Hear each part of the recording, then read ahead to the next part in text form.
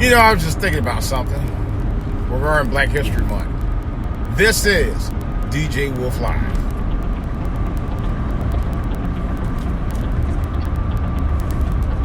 All right, guys.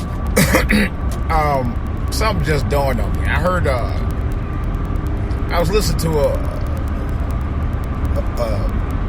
commercial, or I guess it is a commercial on one of the radio stations I listen to. And it just happened to be Kathy Hughes,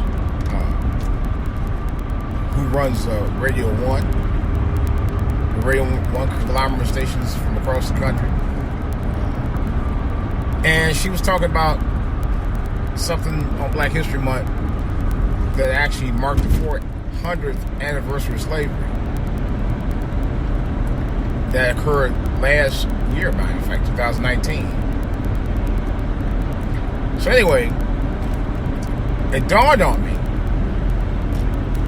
something I may have talked about before, I don't recall, but how come Black history is only talked about, thought about, brought up about 1 month out the entire year? My only thing is this for me, personally. I'm thinking because the structure of powers that be wants to put you in a box. They always want to keep your information limited, so you only remember it but for a short time, not for something that you were known for. And they always refer to a certain black folks, not in the historical purposes of all Black history, but just for the milestones like Dr. King and Malcolm X and Marcus Garvey and a few others, Harriet Tubman, Rosa Parks. You know, those are the ones they want you to know. And there's nothing wrong with knowing these, because these guys were really standouts. But there's a lot more to Black history than just those people.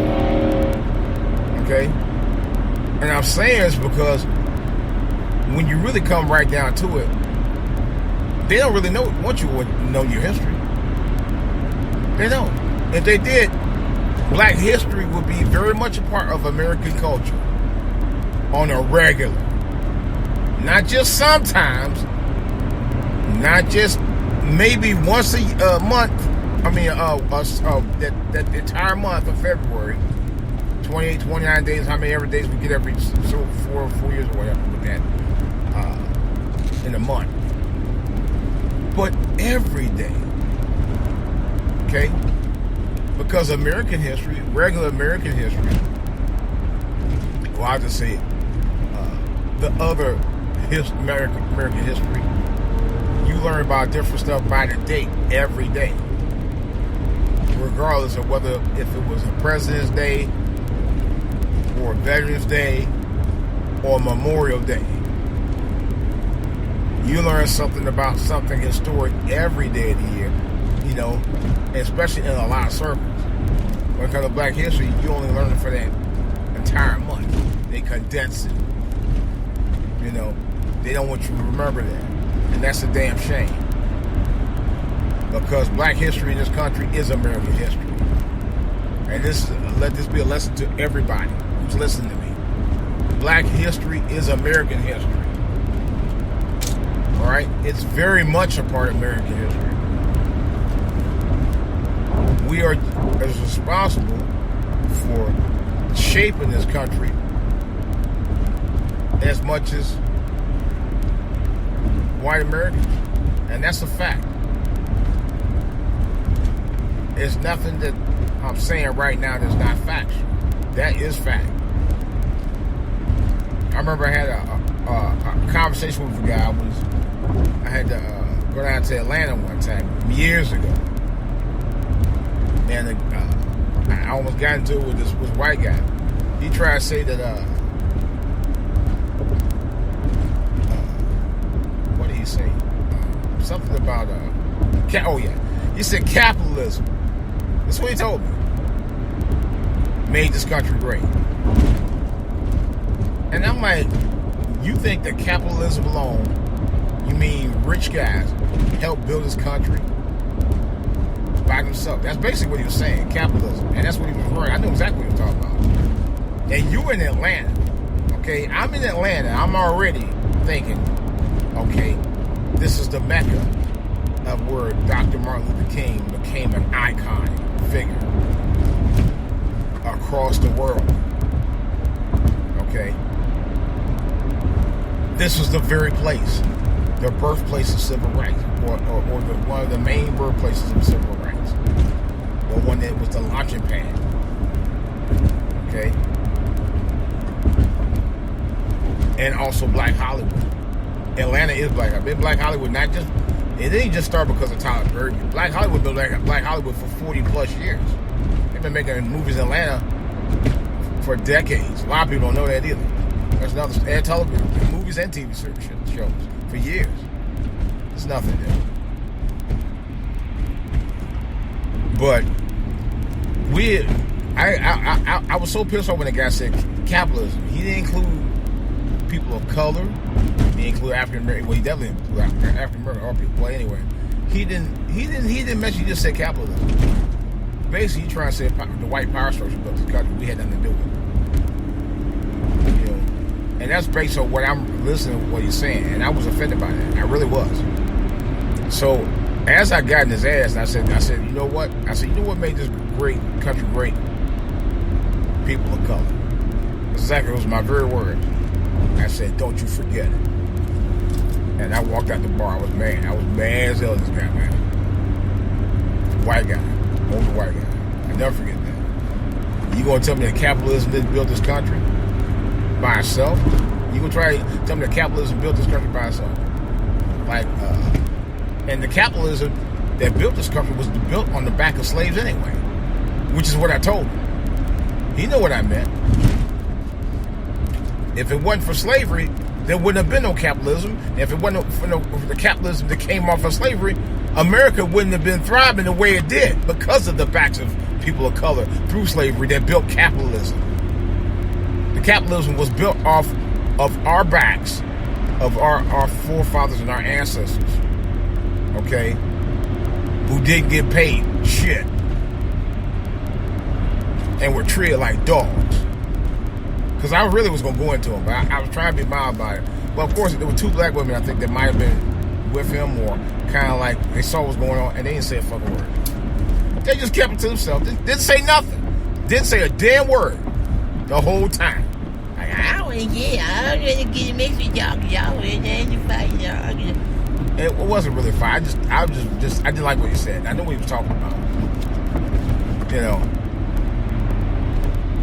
And I was just like livid. I was like, I really was. I was really offended by that. Because to me, he's going to just say that it was our money that made this country great. Put the ingenuity into it. No, bullshit. It was the backs of black men and women, inventors, entrepreneurs, okay, that helped build capitalism. There's no question about it. And the backs of black sharecroppers, farmers, and slaves. Yeah. I mean, he had some fucking nerve to sit there and say that bullshit. This guy probably he run for the cops. I was heated. I was heated and offended at the same time.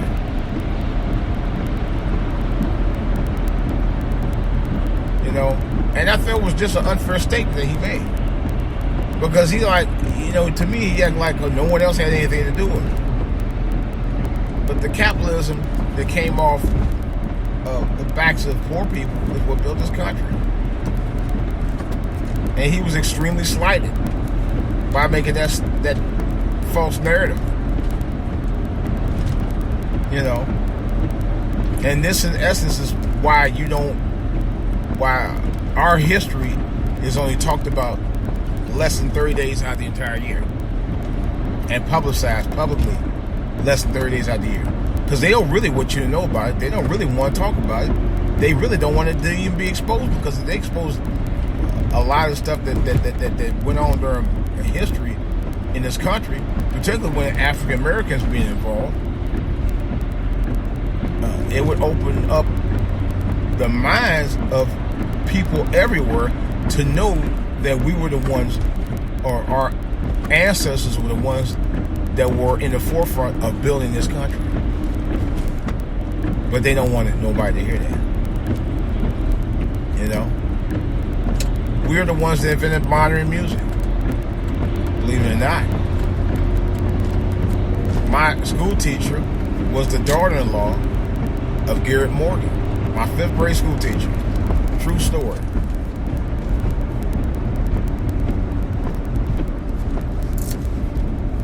Yeah. True story. All right.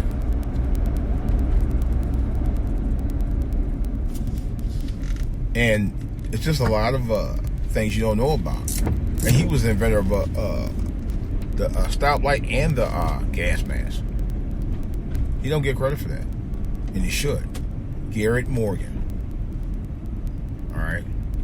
Yes, and that's right. He is from Cleveland. That's facts. That's how I know. All right. And yes, my teacher was from Cleveland, by the way.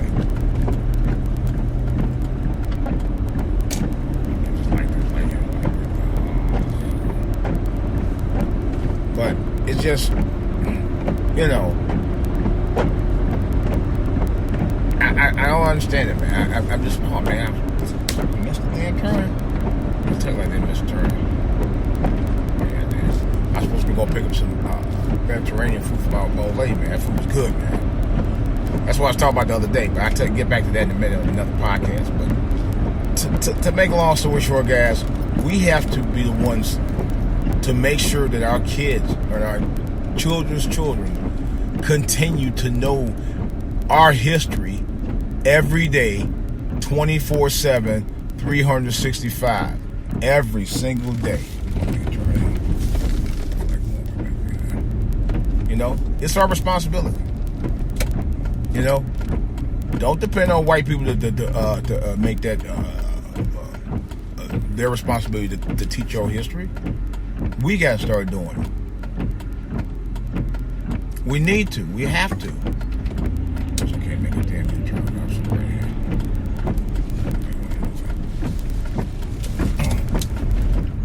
You know, honest to goodness, we need to start doing that. We need to stop waiting on other people to teach our history to our kids. We need to be the ones to be direct on doing that ourselves. Stop waiting for other people to teach your kids about the history of your people and the history of the people in this country. Yeah, your people in this country. Nobody else can teach it better than us. You know? That's what we got to start doing, folks. We really do. Otherwise, your kids are going to be ignorant to the world about their own people, about their own culture, about their own place in this world, period. This is DJ Wolf. Program is DJ Wolf Live. I can be reached on Spreaker.com for my podcast. You know, my downloadable podcast, by the way. Spreaker.com/DJ Wolf. You can send me a comment on YouTube, on my YouTube channel, For All To Your TV.